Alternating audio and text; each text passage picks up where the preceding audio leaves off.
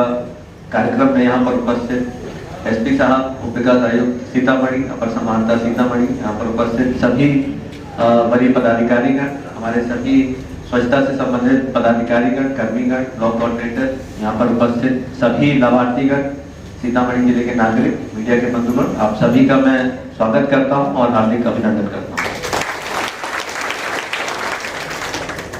साथ ही साथ मुझे ये भी बता के हर्ष हो रहा है कि आज ही हमारा प्रधानमंत्री आवास योजना ग्रामीण के तहत मिशन गृह प्रवेश का भी आयोजन किया जा रहा है और आज जो सीतामढ़ी जिले में जो निर्धारित लक्ष्य 4,667 के विरुद्ध 4,810 को स्वीकृति मिली है और उनको आज प्रथम किश्त निर्गत की जाएगी। तो ये बहुत ही एक हर्ष का विषय है, तो मैं चाहता हूँ उसके लिए एक बार तालियां बजाकर।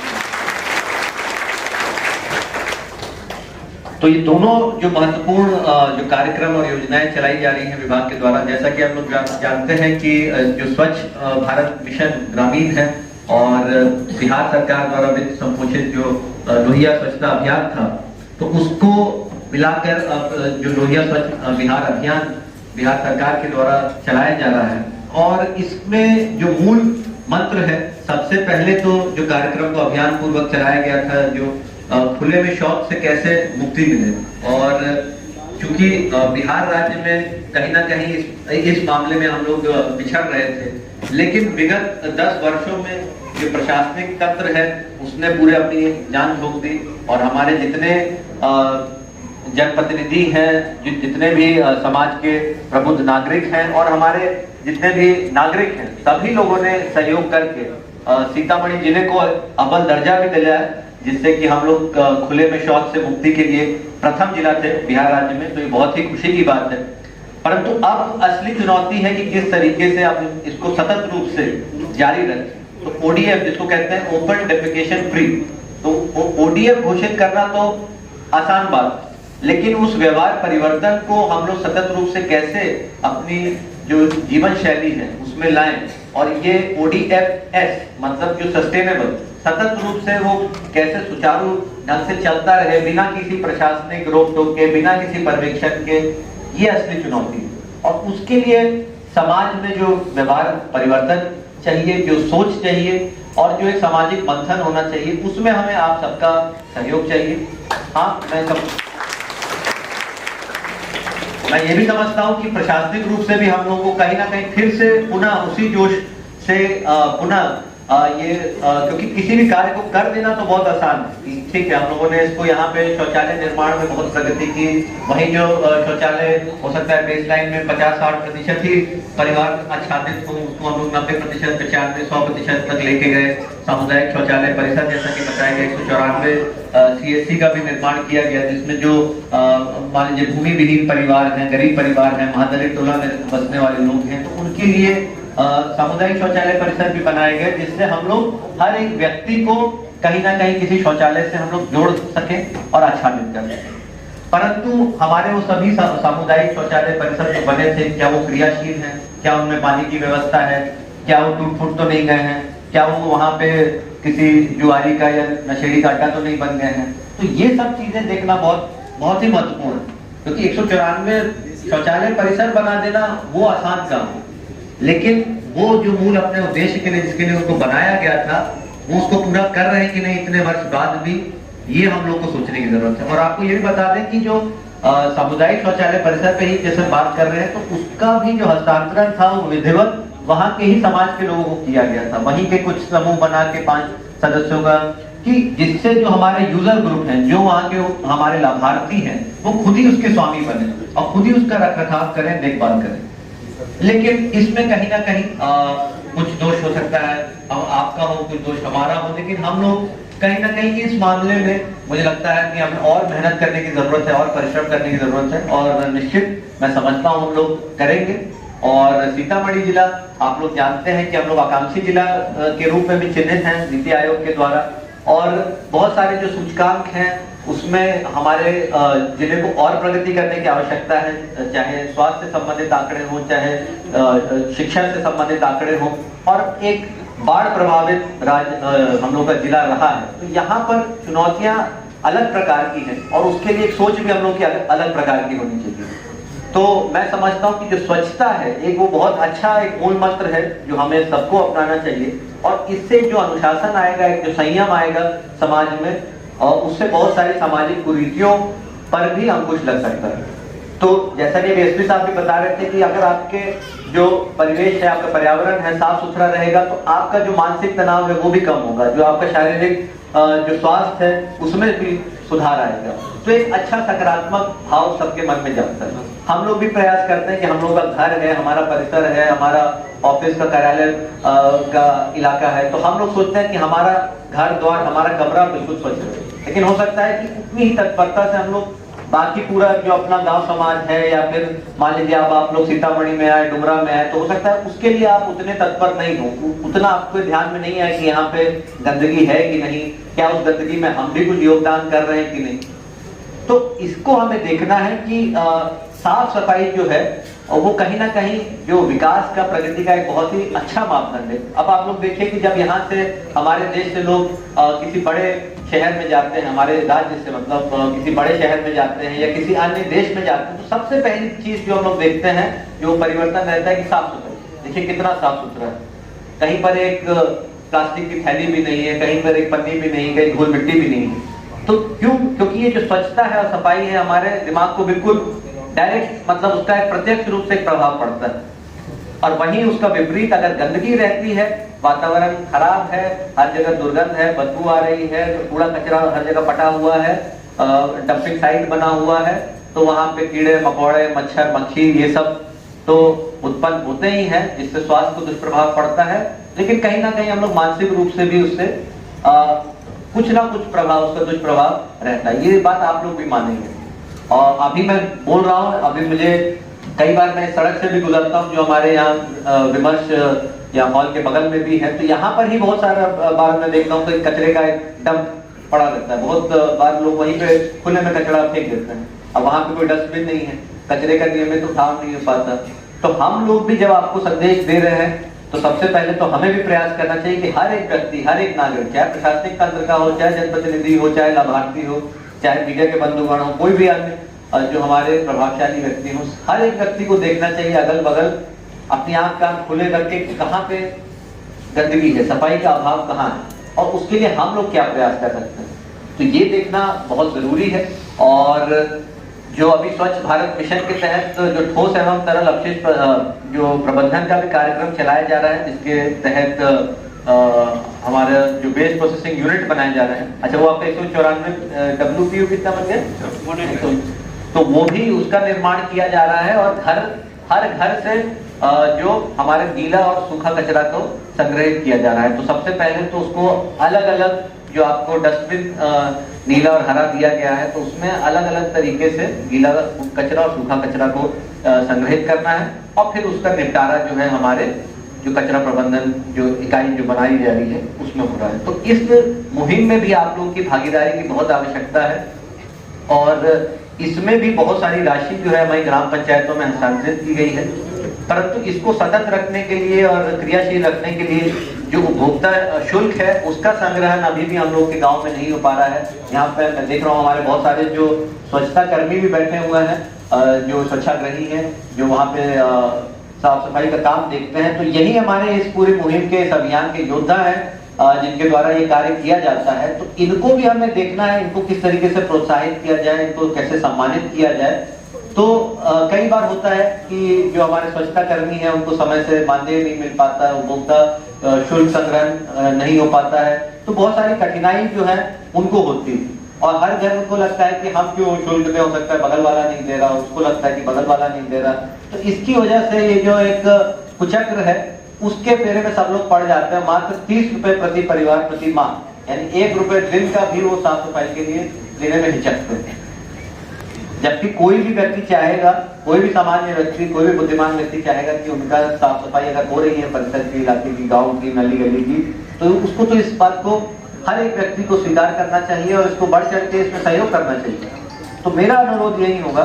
कि आप लोग अपने जब जाते हैं, यहाँ बहुत सारे लाभार्थी भी बैठे हैं, कि आप लोग जिस भी पंचायत से आए, जिस भी गांव से आए हैं, तो आप लोग जाइए और थोड़ा सा इस पर भी चर्चा करने की आवश्यकता है कि इस जो उपभोक्ता शुल्क संग्रहण है, और जब तक हर एक घर से 30 रुपए की वसूली नहीं होगी तो आगे इस कार्यक्रम को चलाने में कठिनाई होगी, क्योंकि सरकार की तरफ से जो इसमें मूल राशि थी, जो सीड मनी था, वो तो उपलब्ध कराया गया, जिसमें बहुत सारा जो आपका ई रिक्शा है, पेडल रिक्शा है, वो खरीदा गया, झाड़ू खरीदा गया, डस्टबिन खरीदा गया। परंतु अब इस जो पूरे प्रोग्राम की परिकल्पना जिस प्रकार से की गई है कि इसमें सामाजिक सहभागिता भी हो, और 30 रुपए देने का उद्देश्य ये नहीं है कि वो उसको हम लोग किसी अन्य स्रोत से नहीं दे सकते या सरकार उसके लिए आवंटन नहीं दे सकती, लेकिन जब तक आप लोग उस मुहिम से नहीं जुड़िएगा, और ये सिर्फ एक नाम मात्र, एक मतलब जिसको कहते हैं टोकन मनी है कि वही ठीक है दिन का 1 रुपए, तो आपकी मानसिकता में बदलाव आएगा, आपके व्यवहार में कुछ बदलाव आएगा, कहीं ना कहीं आप लोग भी थोड़े जागरूक होंगे कि हम लोग अपने घर द्वार को, अपने समाज को कैसे साफ रखें। तो मैं ये चाहूंगा कि आप लोग भी इस कार्यक्रम में बढ़ चढ़ के हिस्सा लें और अपना योगदान करें। और गांव में भी हम लोग देखते हैं कि पहले तो साफ सफाई का स्तर बेहतर था, लेकिन जैसे जैसे विकास की दर बढ़ती है, प्रगति होती है, शहरीकरण होता है, धीरे धीरे लोगों की आय में वृद्धि होती है, तो वो सारे जो दुष्प्रभाव हैं वो भी दिखने लगते हैं। बहुत सारा अपने आपको दिखेगा, अब जब ग्रामीण के द्वारा अपना जो ग्रामीण है उनके आय में वृद्धि हुई, तो वो अब चिप्स खा रहे हैं, बिस्किट खा रहे हैं, जो अन्य चीजें हैं, तो वो उसका प्लास्टिक है, पन्नी है, थर्मोकोल है, वो सब इधर उधर फैला रहता है। बहुत सारे डंपिंग साइट बन जाते हैं, बहुत सारे आपके जो पोखर तालाब है उसमें कचरे को भर दिया जाता है, जो नाले हैं उसमें कचरे को भर दिया जाता है, और धीरे धीरे जो गांव अपनी जो प्राकृतिक जो उसकी सुंदरता है वो धीरे धीरे खोने लगता है। तो अभी भी मैं समझता हूँ कि हमारे बिहार के गांव अमूमन बहुत स्वच्छ और सुंदर है, लेकिन इसको हम लोग और कैसे प्रयास करें कि और हम लोग बेहतर कैसे करें। इसमें जो दस्तावेजीकरण का भी जो कार्रवाई है, जैसा कि मैंने कहा कि ये 2 सप्ताह का कार्यक्रम है, तो हम लोग भी देखें कि हर एक पंचायत में, गांव में, वार्ड में सफाई का क्या स्तर है। कुछ फोटो के माध्यम से हम लोग भी प्रयास करें कि कुछ ऐसे जो डंपिंग साइट बन जाते हैं, कचरा संग्रह केंद्र बन जाते हैं, जहाँ पे कोई खाली प्लॉट है, वहाँ पे जो कूड़ा कचरा सब लोग फेंकते रहते हैं, तो उसको कैसे हम लोग निष्पादित कर सकते हैं, निस्तारण कर सकते हैं। और इसके लिए जो श्रमदान के माध्यम से भी, जहाँ पे सामाजिक सहभागिता भी हो, हर एक व्यक्ति बढ़ चढ़ के उसमें हिस्सा ले और प्रयास करे कि हम लोग अपने गाँव को और सुंदर बनाएं। तो इसी के साथ हम लोग को ये भी देखना है कि जैसे जो खुले में शौच से मुक्ति है, तो खुले में बहुत हम लोग देखते हैं कि खुले में मूत्र भी हो रहा है, तो उस पर भी अंकुश लगना चाहिए। बहुत लोग हैं जो थूकते हैं, जहां मन करता है कि पान मसाला गुटखा खाया, कहीं भी उनको जगह मिली, उसको पीका समझ के किसी भी दीवार पर थूक दिया। तो इन सब प्रवृत्तियों पर भी रोक लगाना चाहिए, रोक टोक करना चाहिए। अगर आपको लगता है कि कोई दूसरा व्यक्ति ऐसा कर रहा है, तो हमें भी प्रयास करना चाहिए। जो भी गांव के समाज के बड़े बुजुर्ग होते हैं, मैं समझता हूँ कि लोग बात अभी भी उसका प्रभाव रहता है, और गांव में तो विशेष रूप से आप लोग चाहेंगे तो होगा। और शिक्षा पदाधिकारी भी यहाँ पे हैं, तो मैं ये सब है ना, हाँ, तो आप लोग भी स्कूल विद्यालय और अपने जो शिक्षा के जो आपका पद्धति है उसके माध्यम से भी ये संदेश थोड़ा प्रभावी तरीके से दीजिए, क्योंकि जो हमारे बच्चे होते हैं, जो भविष्य की पीढ़ी होती है, वो ज्यादा उत्साहित होते हैं, उनमें ज्यादा जोश होता है और ज्यादा एक मॉडल परिकल्पना करने की एक प्रवृत्ति रहती है। तो वो लोग भी अपने घर में इस संदेश को लेके जा सकते हैं। और स्वास्थ्य विभाग से भी यही से अनुरोध रहेगा कि देखिए, जहां जहां हमारी सफाई का स्तर कम होगा, उसका बिल्कुल प्रत्यक्ष रूप से जो प्रभाव है वहाँ के स्वास्थ्य के जो स्टैंडर्ड है और लेवल है उस पर जरूर पड़ता है। तो ये भी हम लोगों को देखना है इस कार्यक्रम से कि देखिए, जो भी आपकी बीमारी है, डायरिया है, टाइफाइड है, डिसेंट्री है, बहुत सारी ऐसी बीमारियां होती हैं जो आपके पानी से जो जनित होती है, जो दूषित पानी के को पीने से या उसको उपयोग करने से होती है। तो इसीलिए ये जो ठोस एवं तरल अपशिष्ट प्रबंधन कार्यक्रम है, इसका उद्देश्य ही यही है कि जितना हमारा ठोस कचरा है, प्लास्टिक है, उसका बेहतर तरीके से प्रबंधन हो, उससे जो वर्मी कंपोस्ट वगैरह करके उससे खाद का निर्माण किया जा सके, जिसको वहाँ के कृषक हैं उसको उपयोग कर सके। प्लास्टिक का जो कचरा है उसके लिए भी हम लोग हर एक ब्लॉक में प्रयास कर रहे हैं कि ये प्लास्टिक कचरा संग्रहण केंद्र बने। यहाँ पर भी उसका प्लास्टिक वेस्ट मैनेजमेंट यूनिट हमारे डुमरा में भी बना है, 2 और प्रखंड में अब निर्माण प्रारंभ हो रहा है। जो हमारा गोबर धन है उसको भी किस तरीके से बेहतर तरीके से यूज करके बायोगैस का निर्माण किया जा सके। तो बहुत सारी ऐसी चीजें हैं, जैसा कि आप लोगों को कहा कि प्लास्टिक का उपयोग, कि उसको किस तरीके से हम लोग कम से कम करें। और अगर हम लोग करते भी हैं तो प्लास्टिक की कोई पन्नी अगर हमारे घर में है भी तो उसको फिर फेंके नहीं, उसी को हम लोग बार बार उपयोग कर सकते हैं। अगर हम लोग मान लीजिए कहीं से फल सब्जी लाने के लिए, दवाई लाने के लिए हमारे हाथ में कोई प्लास्टिक की पन्नी आ ही गई, तो हम लोग इतना तो कर सकते हैं अपने पर्यावरण के लिए कि उसी पन्नी को हम लोग बार बार उपयोग करें। ये आवश्यक तो नहीं कि उस पन्नी को हम लोग फेंक दें और फिर से दूसरी पन्नी ला के फिर से हम लोग उसको वहां पर्यावरण में उसको निस्तारण के लिए फेंक दें। तो ये हम लोग कुछ छोटी चीजें हैं, व्यवहार परिवर्तन की चीजें हैं। अगर आप लोग इसमें सहयोग करेंगे तो उसका जरूर अच्छा परिणाम दिखेगा। थर्मोकोल के भी हम लोग देखते हैं प्लेट वगैरह, अभी कभी भी कहीं कोई कार्यक्रम हुआ, आयोजन हुआ या फिर कोई शादी विवाह का कार्यक्रम हुआ, तो उसमें जब भी कोई भोज होगा तो ये सब जो हमारी थर्मोकोल की प्लेट वगैरह रहती है, वो सब जब का जो फोर्क हो गया, चम्मच हो गया, उसको फेंक दिया जाता है। अब वो पर्यावरण में कभी वो डिग्रेड सालों साल तक कभी नहीं होगा, 50 साल 100 साल तक वो ऐसे पर्यावरण में, और हमारी मिट्टी को भी दूषित करेगा। उसकी जो उपजता दर है उसको भी कम करता है, और कहीं ना कहीं वो पूरा हमारे मिट्टी को, पानी को, हर चीज को दूषित करता है। तो हमें देखना है कि जो इस प्रकार से चीजें हैं तो उस पर हम लोग कैसे नियंत्रण कर सकें, और जो हमारा विकास है, जो हमारी प्रगति है, उसकी वजह से और जो अन्य हमारे जो साफ सफाई के जो मापदंड हैं उन पर किसी प्रकार का कुछ नहीं लगे। और साथ ही साथ तो मेरा स्वच्छता को तो लेकर आपको यही संदेश है कि आप लोग भी जाइए, जिस जोश से आप लोग अपने घर को साफ करते हैं। विशेष तौर पर मैं कहूँगा छठ का भी अब हमारा महापर्व बहुत जल्दी आने वाला है, तो छठ में जिस स्तर की साफ सफाई हम लोग देखते हैं अपने राज्य में, जबकि हम लोग जानते हैं कि यहाँ पे बिहार में हमारे जिले में कितना ज्यादा जनसंख्या, कितनी ज्यादा है, जनसंख्या का घनत्व इतना ज्यादा है कि अमूमन कुछ ना कुछ तो ना चाहकर भी गंदगी रहती है। लेकिन फिर भी जब छठ का महापर्व आता है तो क्योंकि सब लोगों का सहयोग रहता है, फिर वो एक सरकारी या प्रशासनिक कार्यक्रम के रूप में नहीं चलता, तब वो हर एक व्यक्ति, हर एक परिवार उसमें उतने ही जोश से अपने घर द्वार को साफ करता है, अपने गली गली हर चीज में बढ़ चढ़ के सब लोग हिस्सा लेते हैं। जो आपका